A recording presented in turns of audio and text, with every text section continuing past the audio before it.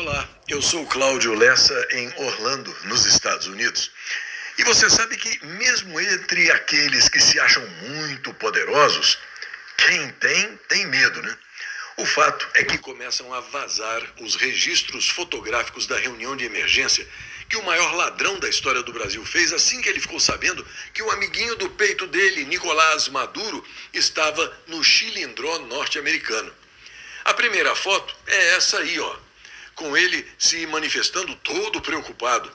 E esta segunda foto registra o término do encontro.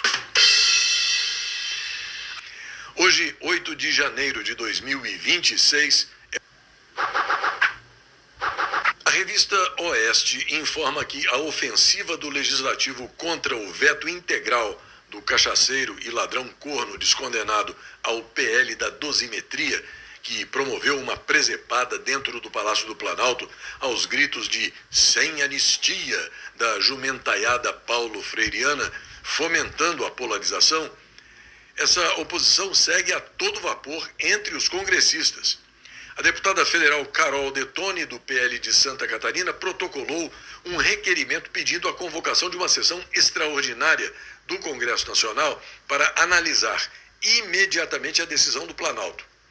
O pedido se baseia no artigo 57, parágrafo 6º, inciso 2 da Constituição Federal, que autoriza a convocação extraordinária do Congresso em situações de urgência ou de relevante interesse público. Para a deputada Carol Detoni, o caso se enquadra plenamente nesses critérios. No requerimento encaminhado à mesa do Congresso, a deputada catarinense sustentou que os processos relacionados aos atos de 8 de janeiro acumulam uma série de violações constitucionais. Entre eles estão a supressão do duplo grau de jurisdição, a ausência de individualização das condutas, o cerceamento do direito de defesa e o afastamento da presunção de inocência. O documento também menciona falhas em prisões, audiências de custódia e a condução de julgamentos de forma concentrada no Sindicato do Crime Organizado, o antigo STF. A deputada ainda critica a seletividade do indulto natalino editado pelo desgoverno Petralha de ocupação, que excluiu os condenados do 8 de janeiro e relembra que a história institucional do Fazendão registra diversos episódios de anistia ampla, inclusive para agentes envolvidos em crimes graves em períodos anteriores. Outro ponto central da argumentação é a natureza do veto presidencial. Para Carol Detoni, a decisão do vigarista não se apoia nos fundamentos constitucionais legítimos, como inconstitucionalidade ou afronta ao interesse público, mas em motivação política.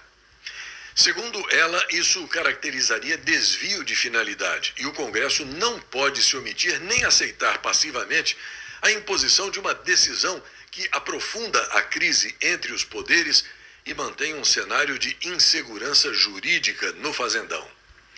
A Gazeta Brasil registra que até mesmo o bandido que atende pelo nome de Paulinho da Força, um dos arquitetos dessa picaretagem imunda, ao lado de outros dois da mesma laia, o aspirador de pó Aécio das Neves e o vampirão prestidigitador do Porto de Santos, Michel Temer, criticou o veto do cachaceiro ladrão de velhinhos e aposentados, dizendo que ele colocou fogo na bandeira da paz.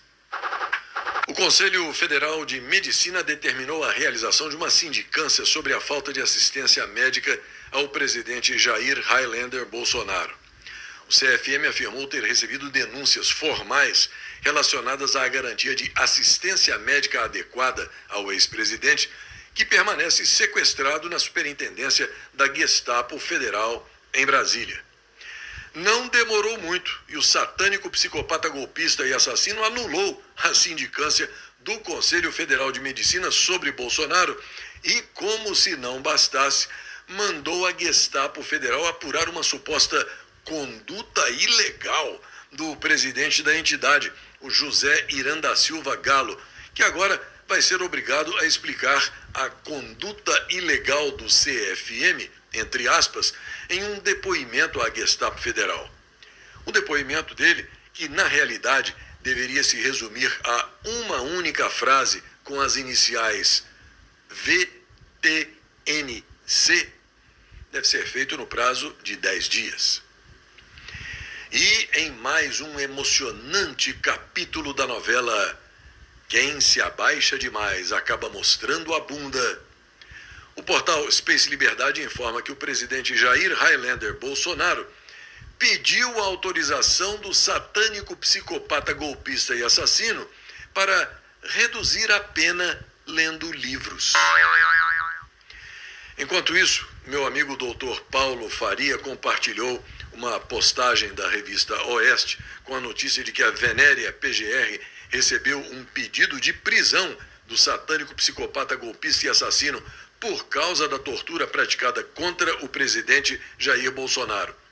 O advogado Paulo Faria comentou com muita propriedade, abre aspas, "É assim que se faz, colegas advogados. Nada de tagzinha nas redes, postagens ou curtidinhas ou likezinhos. Denúncia criminal e pedido de prisão para torturador. E se a PGR arregar, comete o mesmo crime de tortura e prevarica."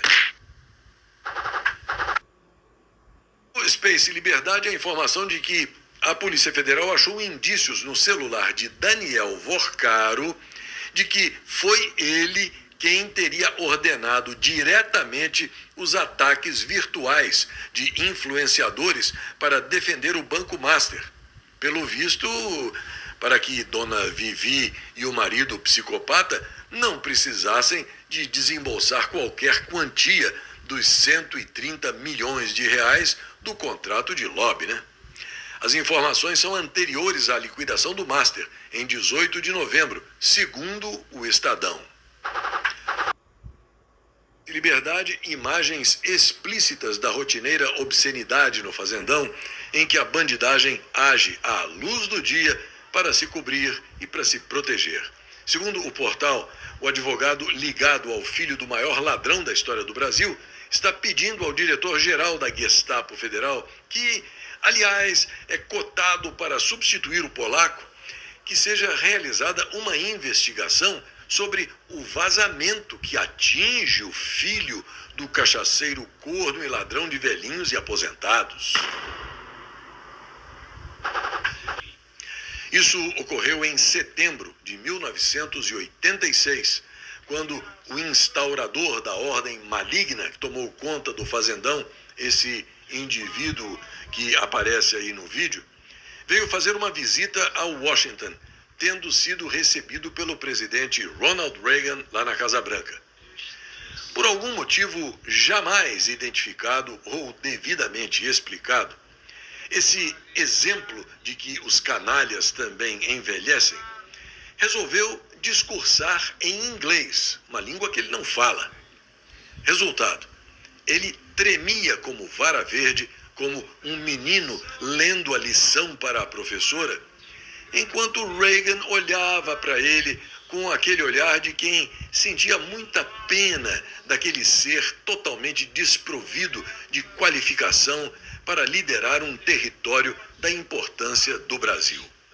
Foi contundente. Para mim foi traumático tudo isso. Mas foi com ele, o marimbondo de fezes, que o sistema começou a sua ação deletéria. Depois de 21 anos de civilidade, educação, segurança, ordem e progresso, quando se podia andar na rua a qualquer hora sem perigo, o distinto público do Fazendão, que não tem povo, foi iludido por ele e pelos asseclas dele a pedir pelas diretas já, e acabou enganado pelo discurso de uma democracia que jamais existiu. Balneário Camboriú lidera ranking de imóveis mais caros do país em 2025. O mercado imobiliário brasileiro encerrou o ano com uma valorização acima da inflação oficial, impulsionado principalmente pelo dinamismo das cidades do litoral catarinense e pela recuperação de preços em grandes capitais. Os dados do índice FIPE-ZAP, divulgados ontem, mostram que Balneário Camboriú, lá em Santa Catarina, se manteve no topo da lista das cidades com imóveis que detêm o metro quadrado mais caro do Brasil. Ao que tudo indica, os iranianos estão prestes a derrubar o regime islâmico depois de décadas de tirania religiosa que acabou desfigurando uma das mais ricas civilizações do planeta. Em diferentes cidades do país, enormes protestos contra a ditadura religiosa estão ocorrendo. Estas imagens, por exemplo, são da capital, Teherã, que testemunha talvez a maior manifestação da história. Um mar de gente avança pelas ruas, enquanto alguns trepam nas estátuas com ou sem batom, sem medo de pegar 17 anos de prisão em regime fechado. Dezenas de milhares de iranianos estão incendiando tudo o que vem pela frente para derrubar o regime dos ayatolás. Enquanto isso, as mulheres, obrigadas sempre a esconder os cabelos, estão arrancando os hijabs para lutar pela liberdade, enquanto no Ocidente, inacreditavelmente, as mulheres esquerdoides e burrinhas usam os hijabs para apoiar aqueles que tiram a liberdade delas. No melhor exemplo de quem é burro pede a Deus, ou a Alá, que o mate, e ao diabo que o carregue. O presidente norte-americano Donald Trump assinou uma ordem executiva para retirar os Estados Unidos de 66 organizações internacionais e deixar de participar de tratados internacionais que, a critério dele, são contrários aos interesses nacionais, incluindo aí a retirada de 31 entidades da Organização das Nações Unidas. O documento, que foi compartilhado pela Casa Branca, afirma que a medida responde ao fato de que essas instituições atuam de maneira contrária aos interesses nacionais, à segurança, à prosperidade econômica ou à soberania dos Estados Unidos, e buscam agendas globalistas que não se alinham com as prioridades de Washington.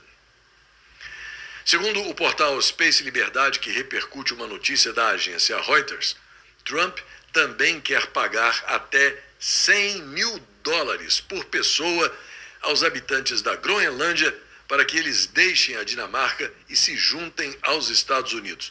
O presidente deseja obter o controle da ilha por ela ser fundamental para a estratégia militar norte-americana naquela região.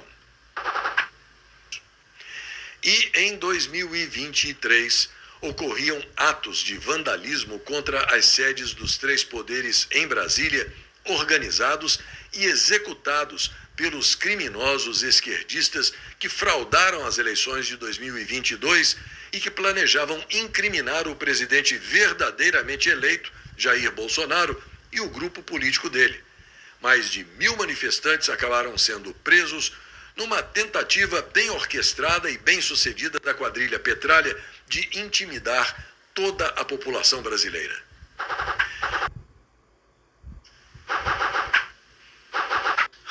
E mais uma coisinha. Enquanto você vê a foto dessa garotada aí, preste bastante atenção no seguinte. A criança que aprende matemática não cresce achando que dinheiro nasce na árvore. A criança que aprende história sabe logo de cara que Che Guevara assassinava as minorias e nunca foi herói de coisa alguma. A criança que aprende português não cresce falando pronome neutro. A criança que aprende educação financeira sabe desde cedo que essa conversa de socialismo e comunismo é uma roubada, conversa para boi dormir. A criança que aprende princípios fortes e sólidos não aceita militância dentro de sala de aula. É por tudo isso que ninguém investe em educação no fazendão. O grande negócio é fabricar alienados. Até a próxima.